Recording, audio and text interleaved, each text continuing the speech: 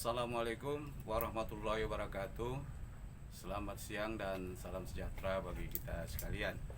Kita berjumpa kembali dalam channel Kahfi Tambunan. Kali ini kita akan membahas tentang Smart ASN. Smart ASN ini adalah mata pelatihan pada agenda 3 pelatihan dasar CPNS. Jadi dalam pelatihan dasar calon pegawai negeri sipil ini terdiri dari 4 agenda. Yang pertama adalah agenda sikap perilaku dan bela negara. Kemudian yang kedua adalah agenda nilai-nilai dasar ASN. Kemudian yang ketiga adalah agenda kedudukan pegawai negeri sipil menuju smart sesuai dengan ketentuan peraturan perundang-undangan. Jadi di agenda ketiga ini ada 2 mata pelatihan, yaitu manajemen ASN dan smart ASN. Kali ini kita akan membahas tentang smart ASN. Kalau kita bicara tentang smart ASN, maka secara harfiah artinya adalah ASN yang pintar, ASN yang memiliki kemampuan, skill dan keahlian. Namun perlu kita mempertanyakan, sebenarnya disebut dengan aparatur sipil negara yang pintar itu yang seperti apa? Ini dulu. Bagi saya, aparatur sipil negara yang pintar itu yang pertama adalah dia harus memahami apa yang menjadi kedudukan dan perannya, kemudian hak dan kewajibannya, dan juga kode etik dan sikap perilakunya. Ini yang paling utama. Sepanjang aparatur sipil negara belum memahami dan belum mengaktualisasikan apa yang saya sebutkan tadi, maka belum bisa dikategorikan smart ASN. Kemudian tentu saja sebagai aparatur sipil negara atau sebagai individu masyarakat, kita disebut dengan makhluk sosial. Makhluk sosial ini adalah makhluk yang berinteraksi dengan lingkungannya. Tidak ada satupun manusia secara individu bisa hidup sendiri kemudian dapat memenuhi kebutuhannya kalau dia tidak berinteraksi dengan lingkungannya. Dalam konsep sosiologi disebutkan interaksi yang terjadi itu bisa antar individu, antar personal, kemudian juga bisa antar individu dengan kelompok atau antar kelompok dengan kelompok. Itu yang disebut dengan interaksi yang terjadi pada suatu sistem sosial. Jadi kalau kita bicara tentang sistem sosial, identik itu dengan masyarakat. Masyarakat adalah sekumpulan komunitas yang terdiri dari individu yang saling melakukan interaksi. Oleh sebab itu, apa kaitannya terhadap pembahasan kita kali ini? Interaksi yang terjadi di tengah-tengah masyarakat ini disebut kalau di dalam komunikasi adanya upaya untuk menyampaikan sesuatu. Di satu pihak adalah komunikator yang menyampaikan sesuatu, di pihak lain adalah komunikan yang menerima informasi atas sesuatu. Terkadang kita sebagai individu bisa berperan sebagai komunikator, tetapi sebaliknya di sisi lain juga kita bisa berperan sebagai komunikan. Ya, jadi inilah dinamika interaksi yang terjadi pada suatu sistem sosial. Nah, kondisi yang terjadi saat ini, interaksi yang terjadi dalam suatu komunitas masyarakat, baik itu di lingkungan kita, komunitas di tempat kita bekerja, mengalami perubahan yang cukup fundamental sekarang. Kenapa terjadi seperti itu? Karena dengan kemajuan teknologi informasi komunikasi saat ini, sehingga mengharuskan orang untuk dapat melakukan interaksi melalui media-media elektronik. atau dengan memanfaatkan teknologi informasi dan komunikasi. Apalagi kita ketahui saat ini sejalan dengan terjadinya COVID-19 ini, sehingga mengharuskan, malah sedikit bisa dikatakan memaksakan kita untuk bisa memanfaatkan teknologi informasi komunikasi ini dalam rangka untuk penyelesaian tugas-tugas dan kegiatan yang kita kerjakan. Dan ini telah meliputi semua aspek kehidupan kita, baik dalam aspek sosial, baik dalam aspek ekonomi, budaya, politik, dan semua dimensi kehidupan sekarang ini mengharuskan kita untuk bisa mendayagunakan teknologi informasi komunikasi. Oleh sebab itu, seorang aparatur sipil negara saat ini diwajibkan harus memiliki kemampuan literasi digital. Tanpa kemampuan literasi digital, maka beliau tidak bisa mengoptimalisasikan tugas pokok dan fungsinya. Inilah kondisi yang sekarang ini. Transformasi digital telah terjadi. Pemerintah memberikan dukungan, memberikan support yang luar biasa agar kita dapat melakukan transformasi digital ini dengan cepat. Kita ketahui pembangunan infrastruktur untuk mendukung transformasi digital ini terus dikembangkan. Sampai-sampai dalam prioritas pembangunan nasional, Pak Presiden, Pak Jokowi telah menetapkan salah satu prioritas pembangunan nasional adalah pengembangan sumber daya manusia. Tentu melalui peningkatan kompetensi kemampuan literasi digital. Itu sebabnya kenapa di dalam modul Smart ASN ini substansinya itu banyak berbicara tentang bagaimana agar literasi digital ini dapat berjalan dengan baik. Saudara-saudara sekalian, kalau kita bicara tentang literasi digital, ada 4 aspek yang perlu mendapat perhatian kita.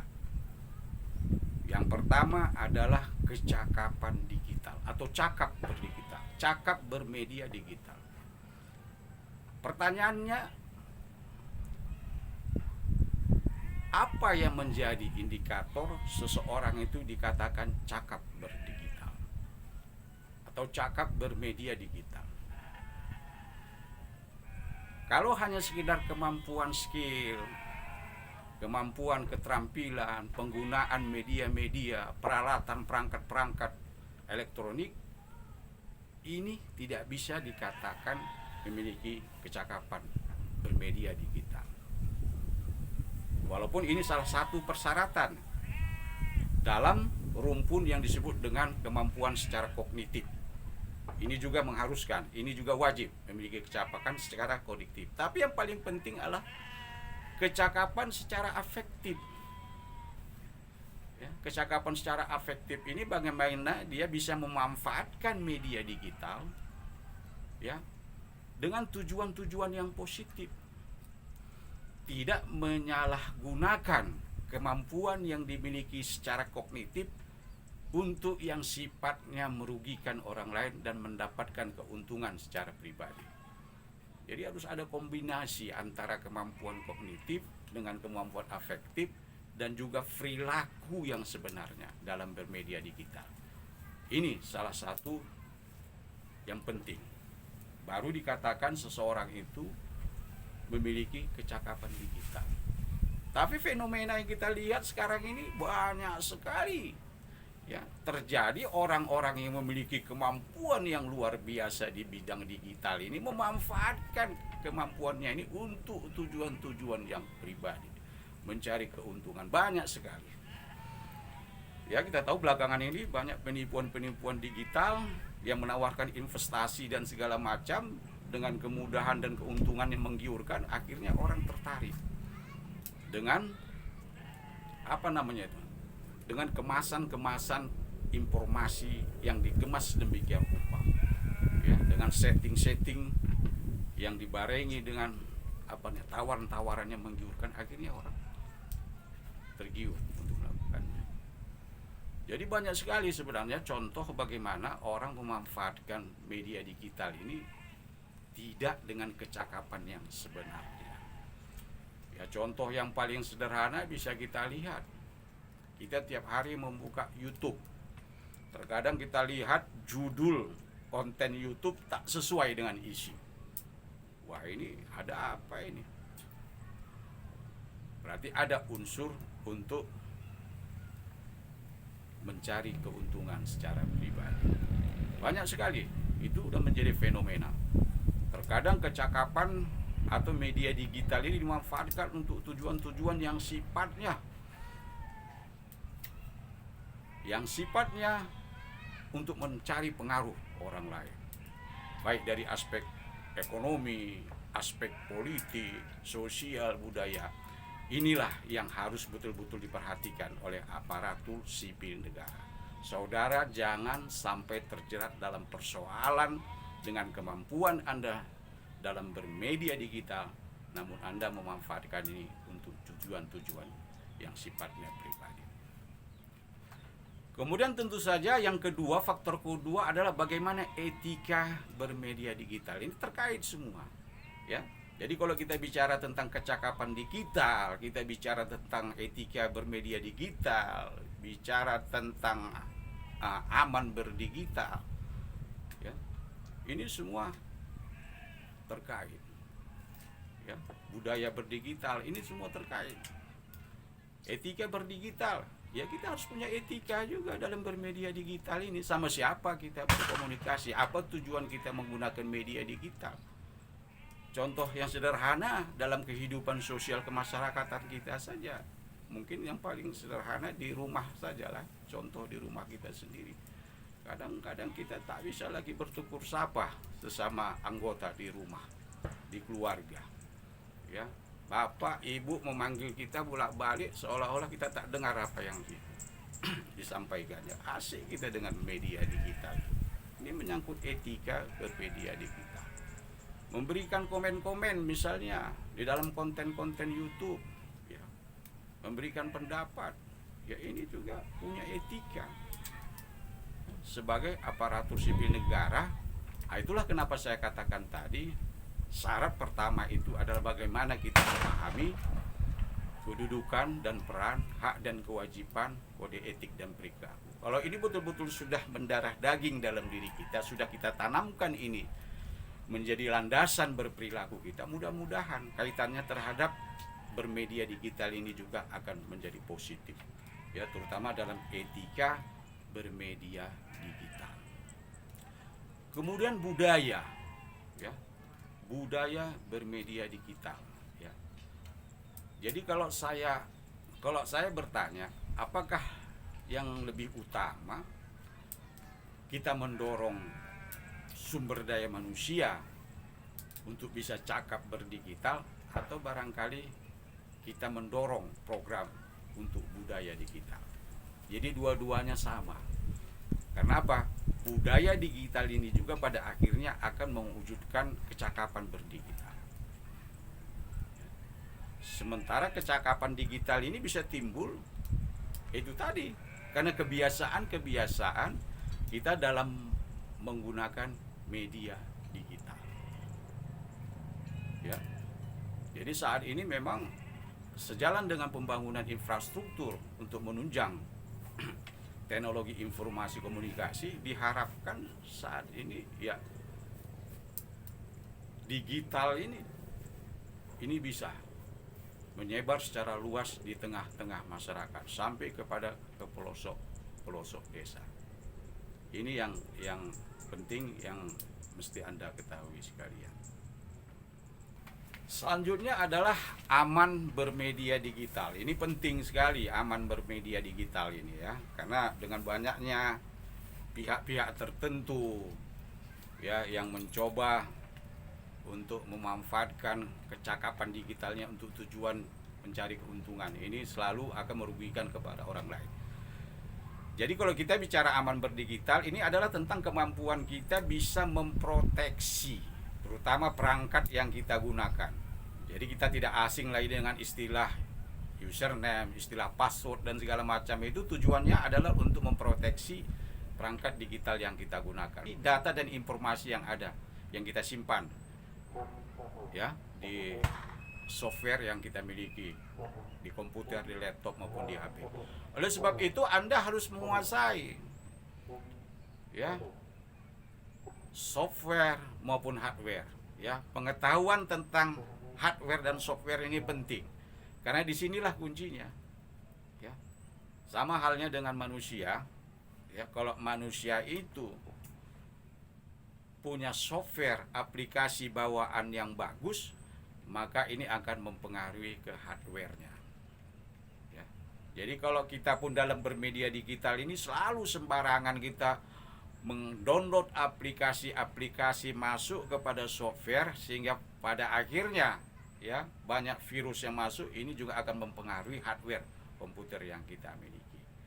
Oleh sebab itu di dalam aman bermedia digital ini saudara harus serius, ya, fokus terhadap bagaimana untuk memproteksi media digital yang Anda gunakan. Sebab kadang-kadang kita sepele terhadap masalah ini, ya. Selalu kita tidak serius ya dalam memproteksi, apalagi misalnya bagi kita yang mungkin masih pemula di dalam teknologi informasi komunikasi ini, kita sembarangan ya, sepele, sehingga pada akhirnya data-data kita itu bisa pindah ya ke orang lain dengan mudah begitu saja. Saudara-saudara sekalian, oleh sebab itu saya ulangi kembali lagi ya, 4 hal yang penting, yang prinsip dari mulai cakap bermedia digital, kemudian bagaimana memudayakan bermedia digital, kemudian etika bermedia digital, dan aman bermedia digital ini adalah 4 variabel yang saling terkait satu sama lain. Ya. Oleh sebab itu keempat variabel ini harus benar-benar saudara bisa aktualisasikan dalam kedudukan dan peran Anda, kemudian dalam mengaktualisasikan menjalankan hak dan kewajiban, dan juga khususnya di dalam Anda berperilaku ya sehari-hari maupun di dalam bekerja di kantor. Ini penting sekali. Kemudian yang berikutnya saya ingin mengingatkan saudara-saudara tentang penipuan digital. Ya.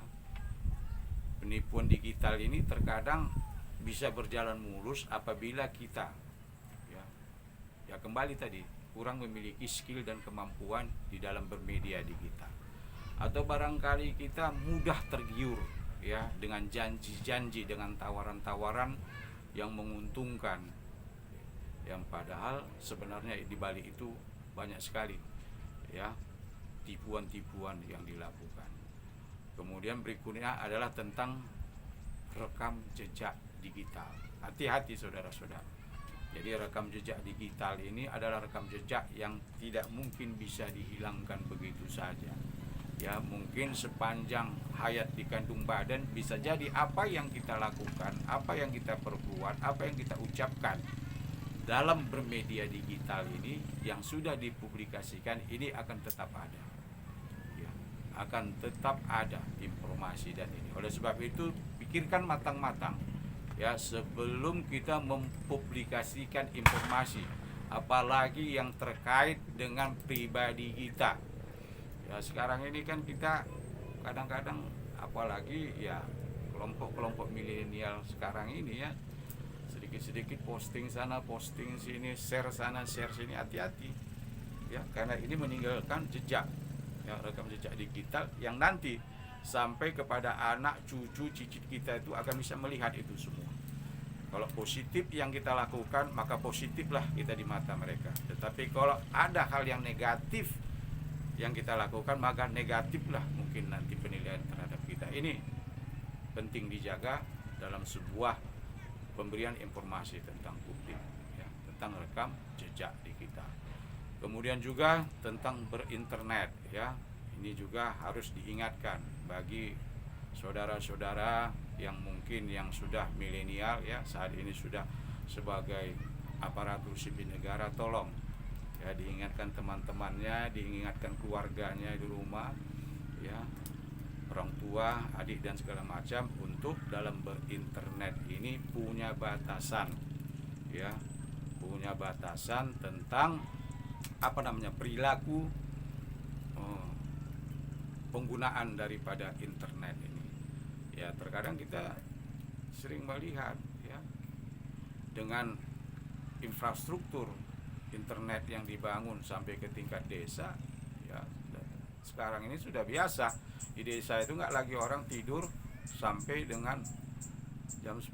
Biasanya di desa jam 9, jam 10 orang udah pada tidur. Ini sekarang tidak, udah hampir sama dengan di kota. Ya, jam 12, jam 1 masih berinternet juga. Kadang-kadang orang tua kita pun yang sudah kepalanya 70 pun lupa dia dengan umurnya. Ya kan? Masih juga main internet juga, ya kan? Minta ajari sama kita ajari, baru 5 menit udah lupa, ya kan. Ajari, lama-lama emosi kita nengoknya kan, karena dia ngotot juga harus bisa ini, bisa itu. Ini yang sekarang jadi persoalan, terjadi pergeseran kebiasaan sosial, ya, dinamika sosial itu mulai agak bergeser, ya, merubah, tak pandang umur lagi sekarang. Mau anak-anak, mau anak remaja, yang dewasa, orang tua, perilakunya hampir sama. Ini yang harus kita bisa menjadi katalisator, ya. Kita selaku ASN yang sudah punya kecakapan, cakap berdigital dan punya etika, tolong ini ingatkan kepada semua orang di sekeliling kita agar bisa kita menggunakan semua kemajuan teknologi informasi komunikasi ini dengan tujuan-tujuan yang positif, tujuan-tujuan yang benar, sehingga apa yang menjadi kedudukan dan peran kita, terutama yang ketiga, perekat dan pemersatu itu dapat kita aktualisasikan, tidak saja di tempat kita bekerja, tetapi porsi yang lebih besar itu di mana kita berada, di lingkungan keluarga maupun di lingkungan masyarakat maupun di mana saja kita berada.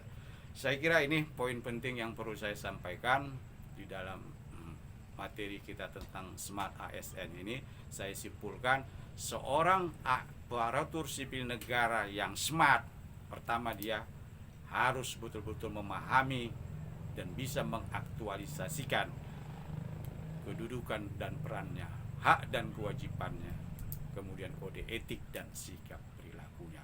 Yang kedua, seorang ASN mempunyai smart ASN apabila dia memiliki kemampuan literasi digital yang dapat diaktualisasikannya baik di tempat bekerja maupun di lingkungan keluarga, di tengah-tengah masyarakat, dengan didukung oleh, pertama, cakap bermedia digital, kemudian membudayakan dalam aktivitas sehari-hari untuk bermedia digital, kemudian mempunyai etika dalam bermedia digital, kemudian yang keempat, bisa memproteksi dirinya, memproteksi perangkat yang digunakannya agar aman dalam bermedia digital. Saya kira ini kesimpulan, lebih dan kurang saya mohon maaf, saya sudahi. Assalamualaikum warahmatullahi wabarakatuh.